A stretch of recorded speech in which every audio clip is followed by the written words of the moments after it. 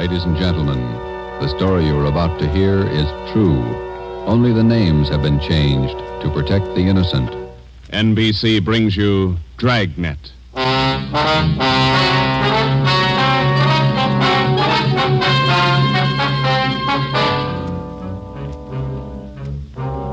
You're a detective sergeant. You're assigned to burglary detail. A gang of hijackers has started to work in your city. Truckloads of valuable merchandise have vanished. The thieves are clever, seem to have a foolproof system. Your job, find them. Dragnet, the documented drama of an actual crime, investigated and solved by the men who unrelentingly stand watch on the security of your home, your family, and your life. For the next 30 minutes, in cooperation with the Los Angeles Police Department, you will travel step by step on the side of the law through an actual case from official police files. From beginning to end, from crime to punishment, Dragnet is the story of your police force in action. It was Thursday, March 6th. It was windy in Los Angeles. We were working the night watch out of burglary detail. My partner's Ben Romero. The boss is Ed Backstrand, chief of detectives. My name's Friday. I was on the way back from the record bureau, and it was 5:35 a.m. when I got to room 2A. Interrogation room. Read this to him, Ben. Yeah. 2,600 dozen nylon stockings, 45 bolts of silk, 58 cases imported perfume. Where are you dumping this stuff, Laval? That's what we want to know. I told you the truth. I have nothing to do with it. I don't know anything about it. What was this stolen waybill doing in the cab of your truck? How many times do I have to tell you? I don't know. Your fingerprints are all over it. You must have carried it there. I didn't carry it there. Somebody's out to frame me. How many in the hijack gang, Laval? I'm not in a hijack game. I told you I don't know. When are you going to let me go? Who's the head of the gang? I don't know any head of the gang. I want to get out of here. You're covering for somebody. I'm not covering for anybody. You take the rap for all this, you're going to have a beard down to your knees by the time you get out. I'm not taking any rap. Then let's have it. I'm tired. $42,000 worth. You know who took it. You know where it is. They could have disappeared anywhere on their way from the east to the 1,000 places. Nothing was missing from those shipments when they came in on the train. Everything was there when they were unloaded at the warehouse. Then I don't know. I don't know. Every dollar's worth was accounted for when it was loaded on the truck. Well, where is it now? I'm tired. We've been here all night. Let me... Laval, let me read it for you again. 2,600 dozen nylon stockings, 45 bolts of silk, 58 cases imported perfume. And you're trying to tell us somebody hijacked all that from the trucks without you knowing it? The trucks were loaded at the warehouse. We went out to eat. We came back, got in the trucks, delivered the stuff, and that's all I know. And while you were out eating, the receipts for the load disappeared, too. Is that right, Laval? I don't know where the waybill's are. The shipping clerk, that's his job. We talked to him. He says one of you could have taken the waybill. Well, then he's lying. I didn't take him. Then what was this waybill doing in the cab of your truck? I told you, I don't know. Somebody's trying to frame me. Why? I don't know. Somebody, I don't know why. Then you better come up with an answer, mister. Look, I'm tired. We've been here since 6 o'clock last night. We're all tired. Who are you covering for? What are you trying to build? Any of that coffee left, Ben? It's cold. That's all right. You want some, Laval? No.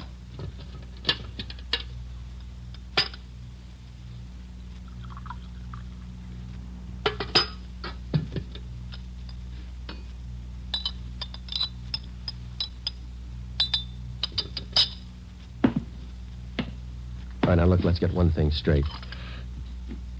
We've been here all night. We can be here all day, tomorrow, the day after that, and the day after that. Yeah. We got enough to make you on this. You know that. And we're going to stay with you to tell us the truth. Everything.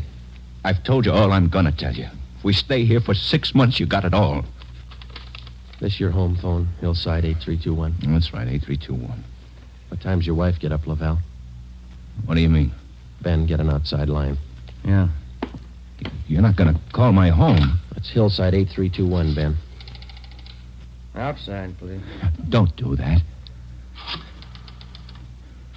Don't. Not my wife. Please. All right. Ask the questions again. This time I'll give you the answers.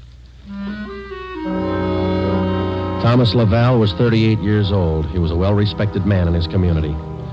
Sometimes it's like that. You can question a man for hours, and he'll never give you any information. But somewhere in every man's makeup, there's a weak point. We were lucky enough to find Laval's. He told us that he would give us the locations where the hijacked goods were hidden. He told us the addresses were written on the ledge of a windowsill on the 7th floor of the Teamsters Union Hall. It was 8:30 a.m.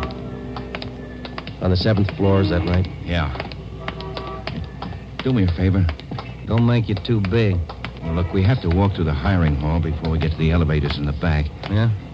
These handcuffs. They'll see them, all the guys in the hall. They know me. Can't you take them off my wrists till we get in the elevator? Sorry, Lavelle. Well, I won't try anything, but don't make me walk in front of them with these on. Sorry. Just till we get in the elevator. Can't you do that? I don't want the guys to see me.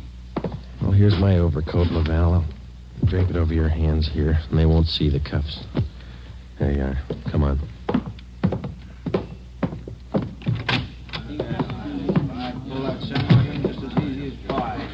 Hi, Tom. How are you? Hi. What's new, Tom? Not much.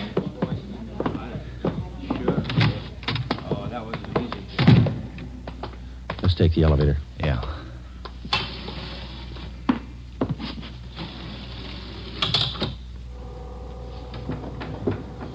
Cigarette? No, thanks. You? Yeah, okay. Thanks.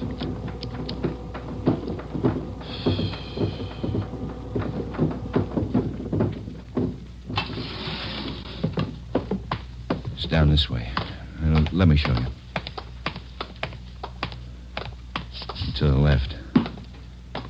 A window up ahead there. Yeah, this one. I don't see anything on the windowsill. It's on the outside. Open the window and let me check. Yeah. Let me see here. Ben, grab him. He's trying to jump. Get back here. Get back. I go to you here. I need go. Get him, Joe. Can't hold him. He's pulling me out. Hold on, Ben. Grab me. Joe. He's slipping. Try, Joe. Hold on. He's kicking loose. I can't hold him. Hold him, Joe. Ben!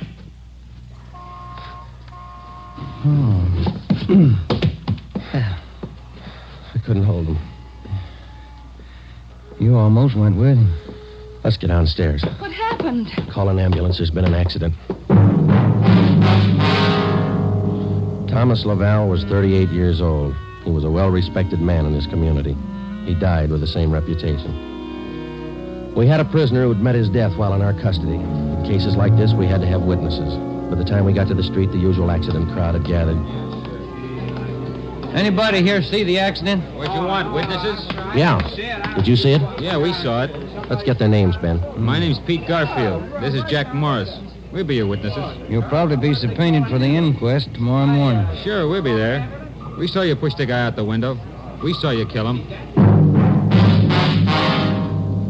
The next morning at 10 a.m. in the basement of the Hall of Justice, Harold J. Lane, Deputy Coroner, City and County of Los Angeles, read the report of the findings of the autopsy on the body of the deceased Thomas Laval.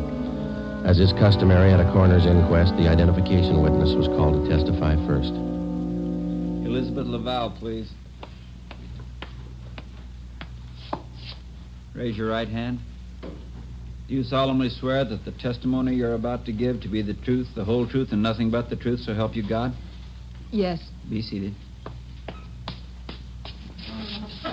State your name. Elizabeth Laval, What is your address? 1216 East Camarillo Drive. What is your occupation? I'm a housewife, What is your relation to the deceased? his wife. Have you viewed the body of the deceased in this office? Yes. Who was the deceased? Husband, Thomas Laval. Is there anything further you wish to add? Thank you. Step down, please. Joseph Friday. Raise your right hand. Do you solemnly swear that the testimony you're about to give to be the truth, the whole truth, and nothing but the truth, so help you God? I do. Be seated. State your name. Joe Friday, What is your address? 4656 Collis Avenue. What is your occupation? I'm a police officer in and for the City of Los Angeles. Are you the investigating and arresting officer on this case? I am.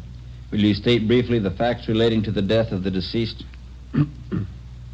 On the morning following the arrest by us of the deceased on suspicion of grand theft merchandise, He expressed a desire to assist us in the apprehension of suspects involved in these thefts and the recovery of property taken in them. Did he assist you? Well, he informed us that if we took him to the Teamsters Union Hall, that he'd be able to obtain addresses of the locations where the stolen property was cached. You then took him there. Yes, we did. What happened? When we arrived, he requested us to remove his handcuffs. We refused. The deceased then informed us that the addresses were written on a window ledge on the 7th floor. When we arrived at the window, under the pretense of searching for the addresses, he threw himself over the ledge. I grabbed his left leg to restrain him, but he kicked loose. Did you at any time have any idea that the deceased planned such action? I did not. What did you do then? We immediately went to the location of the body and had an ambulance dispatched. Do you have anything further to state? No, I have not. Are there any questions from the jury? That's all, Officer Friday. Step down. Peter Garfield. Raise your right hand. Yeah. Do you solemnly swear that the testimony you're about to give to be the truth, the whole truth, and nothing but the truth, so help you God? Yeah? Be seated. State your name. Pete Garfield. What is your address? 1654 North Pico. What is your occupation? Truck driver. Down at General Warehouse. Did you know the deceased? Yeah? How did you know him? I worked with him. And that cop's a liar, and so's his buddy sitting over there. Please confine the testimony of this inquest to facts. Were you present at the time the deceased met his death? I told you I was. And those two cops pushed Tom out of the window. Where were you at the time the deceased was pushed or jumped from the window? Jack and I just left the Union Hall. We were going out the front door when it happened. What attracted your attention? I heard him scream. When I looked up, Tom was falling. That cop was standing at the window watching him. Did you see the officer push him? Yes, I saw him. Did I understand you to say you were on the street outside the building at the time? Yeah. And you saw the officers push the deceased from the window on the 7th floor from your vantage point? Yeah. Isn't it true that that's a physical impossibility? What is? That you could have seen what you testified to from where you were standing? I know they pushed him. You know or you saw? I know, that's all. Tom wouldn't jump out of a window. Then it's true you didn't see the officers push the deceased out of the window? No, I didn't see him. Is there anything further you'd like to add? They must have pushed him. Any question from the jury? That's all, Garfield. Step down. Dorothy River. Raise your right hand. Yes, Do you solemnly swear that the testimony you're about to give to be the truth, the whole truth, and nothing but the truth, so help you God? I do. Be seated. State your name. Dorothy River, What is your address? 211 South Beverly Drive. And what is your occupation? I'm a stenographer at the Teamsters Union Hall. Were you present the morning the deceased met his death? I was. State where you were and what you were doing. I was in our office on the 7th floor doing some filing. Please state what you witnessed. The filing cabinet in our office is by the door. The office faces on the hallway, and the door happened to be open. I heard a commotion and looked out. I saw those two officers struggling with a man. Did you hear any conversation? Yes. I heard that officer there say, "Get back here, get back." The man outside the window yelled, "Let me go, let me go." This officer here, Officer Friday, said, "He's pulling me out. Hold on, Ben, grab me." How far from the window were you? I'd say about 15 feet. Do you have anything else to add? Yes. As the two policemen started downstairs, Officer Friday said to me, "Call an ambulance. There's been an accident." Thank you, Miss River. Those officers didn't push that man out the window. They were trying to hold him. After hearing additional witnesses, the coroner's jury retired at 11:57 a.m. 8 minutes later, they returned with their decision. The deceased met his death voluntarily and by his own actions. The homicide detail continued the investigation of Laval's death. A week went by. With homicide working one side, we hoped that they might turn up additional leads in the hijacking case. Nothing turned up. The It seemed that with the death of Thomas Laval, our leads came to an abrupt stop. On Tuesday morning, March 16th at 9 a.m., we got a call from Chief of Detectives Ed Backstrand. Now, once more, what about the way bills on these shipments? You checked them? Everything we could. Talked to everybody and handled them. And talk to him some more. $42,000 in merchandise doesn't just disappear. Now, who's the last one to handle those way bills? The warehouse shipping clerk. The bills were signed and stamped. 2 hours after he filed them in his desk, they disappeared. What about the truck drivers? You checked them out? Talked to all of them. Nothing so far. Nothing was missing from those shipments until they left the warehouse, is that right? Yeah. And somewhere in between the warehouse and the delivery points, $42,000 worth of goods disappeared. Somebody's got to be hijacking those loads. We know that, but how do we get to it? Maybe they're working alone. Maybe they're working with the truck drivers. It's one of the others. Got to be. We just hadn't lost Laval. Well, you lost him. That doesn't close the case. You got a suggestion? Yeah, I got a suggestion. Crack it.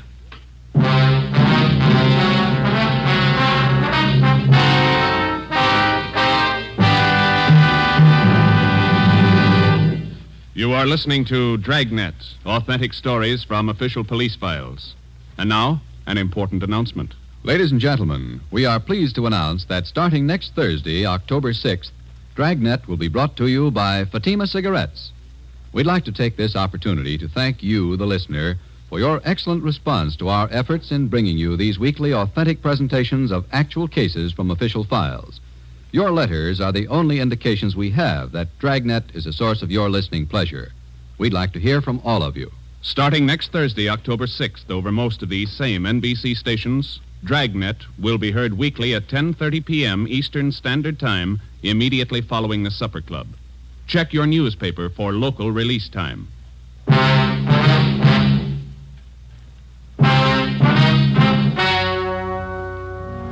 We stayed on the job. Another week went by. No leads. We spent so much time at the general warehouse where the merchandise disappeared that we almost got to be a part of the crew. We got to know everybody. We made frequent visits to the Teamsters Union Hall, but got us nothing. On Wednesday, March 26th, we reported in for work at 8 a.m. Friday, Romero. Yeah, Skipper? You fooled around just long enough. They hijacked another load last night. $38,000. What outfit? Same, general warehouse. Who's your contact down there? Ray Hobart, shipping clerk. Now hop down there right now and get the details. Right, Ed. There are two ways to solve this thing. Yeah? You can get those hijackers now or wait till General Warehouse goes out of business. Get on it.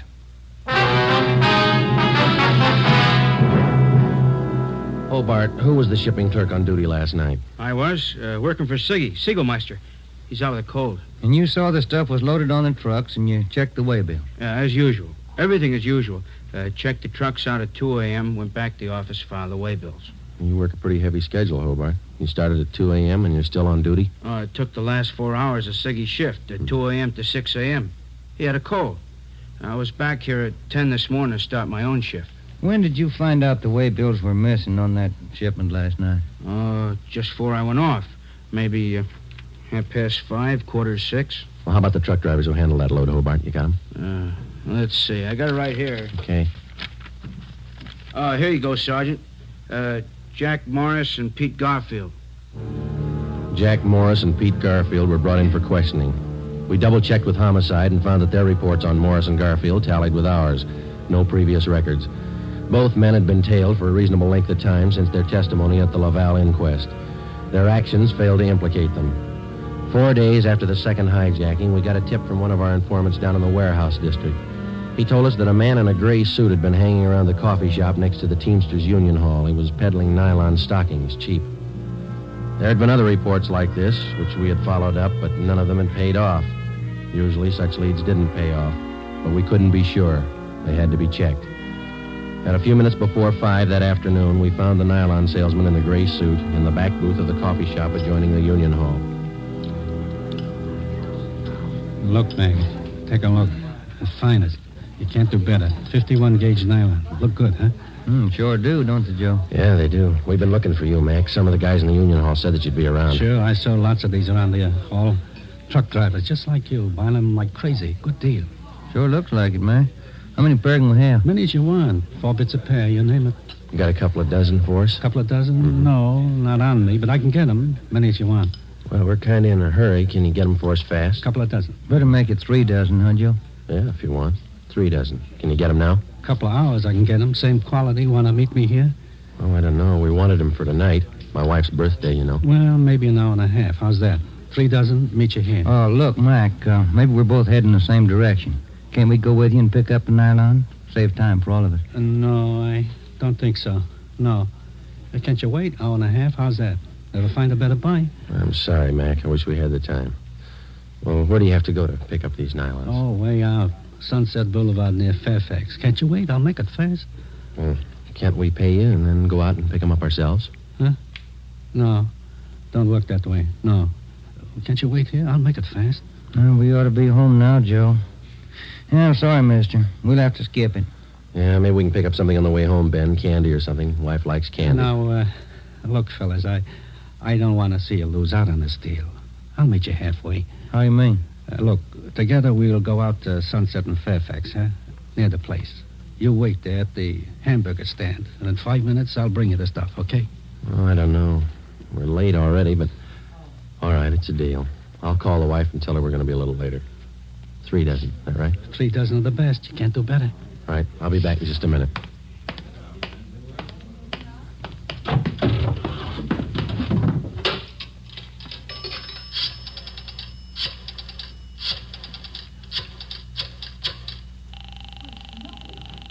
$253. 2523. Chief of Detectives Office, Chandler. Mike, Joe Friday, Backstrand there? Out right now, Joe. Well, then do me a favor, Chandler. Make it fast. Get a couple of men out to Sunset and Fairfax as fast as you can. Tell them to watch for Ben and me. You got that? Yeah, what else?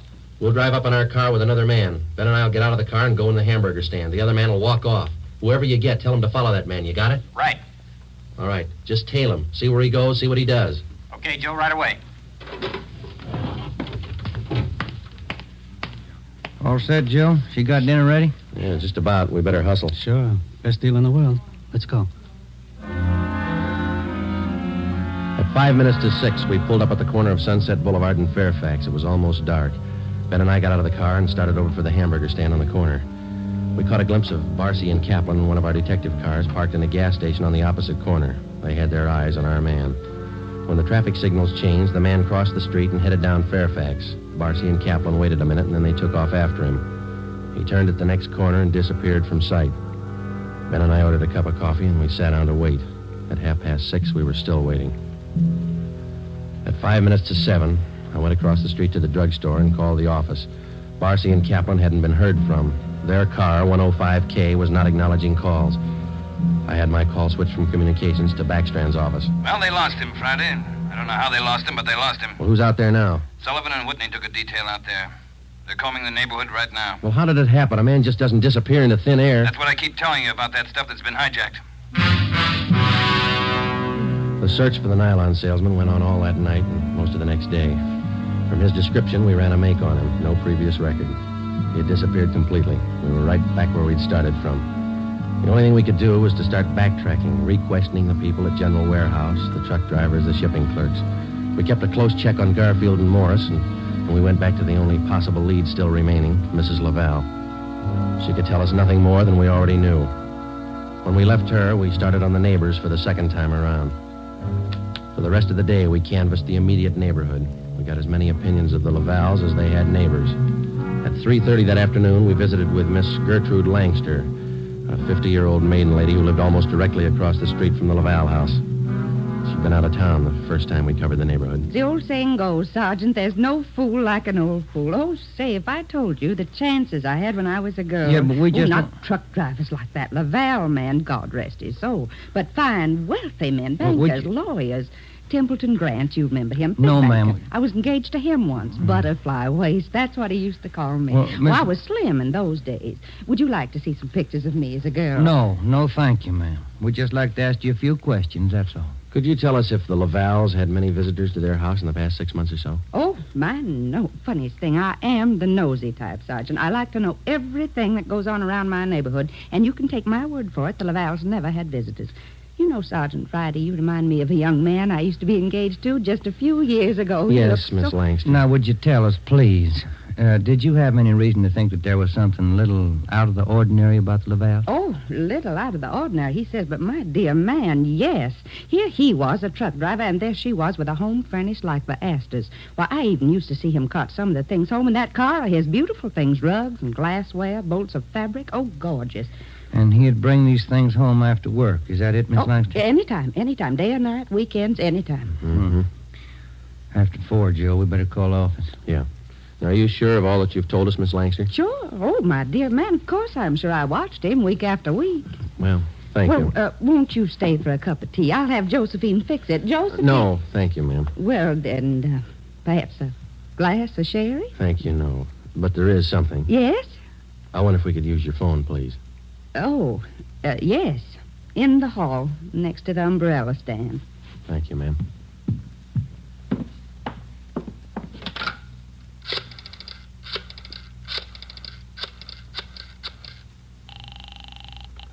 City Hall. 2523. 2523. Thanks, Trent. Friday, Ed. Nothing much here. Well, there's something here. Barcy and Kaplan just called. Pete Garfield left his house half an hour ago. Then he picked up Morris. What's so unusual about that? Nothing, except the guy driving the car is the little man in the gray suit, the nylon salesman. Barcy and Kaplan are tailing him. Where are they now? Headed north out Riverside Drive. Well, there's nothing out there but a golf course and a lot of riding stables. I don't care what they do for recreation. Go get them. With red light and siren, it took us 12 minutes to pick up Barcy and Kaplan on Riverside Drive.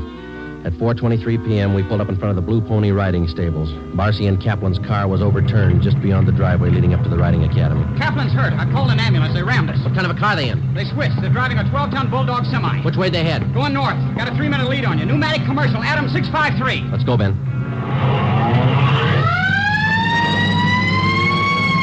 Can you see him, Joe? No, not yet. Watch that crossing. Up ahead, Joe. That's a semi. Can you read it? Wait a minute. Adam 653. That's them. Took a right on Lancashire. Don't lose them. They're pushing that semi too hard. Look at that trailer sway. They'll have to stay on Lancashire. They're going too fast to turn now. Traffic's closing in up ahead of them. They better not turn. That's what they're doing. Look at that trailer whip. They're going over. Into that storefront.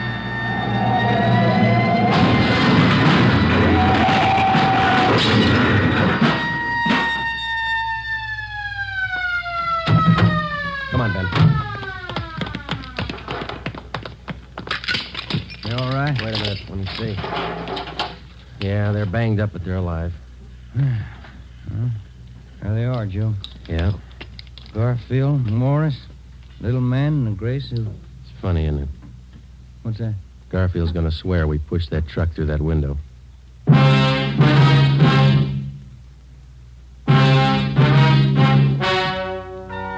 The story you have just heard is true. Only the names were changed to protect the innocent. Peter Garfield, Jack Morris, and John Dolfo, the stocking salesman, were hospitalized and later brought to trial. They were convicted on charges of grand theft and received sentences as prescribed by law. They are now serving their terms in the state penitentiary.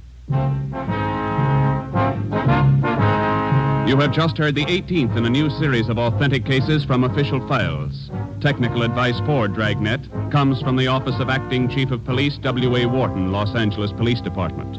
Tonight's program is dedicated to motorcycle officer Elmer Forsman of the Fresno, California Police Department, who on the afternoon of October 6, 1946, gave his life so that yours might be more secure. Remember, starting next Thursday night, October 6th, Fatima Cigarettes invite you to listen to Dragnet immediately following the Supper Club. That's 10:30 p.m. Eastern Standard Time over most of these same NBC stations.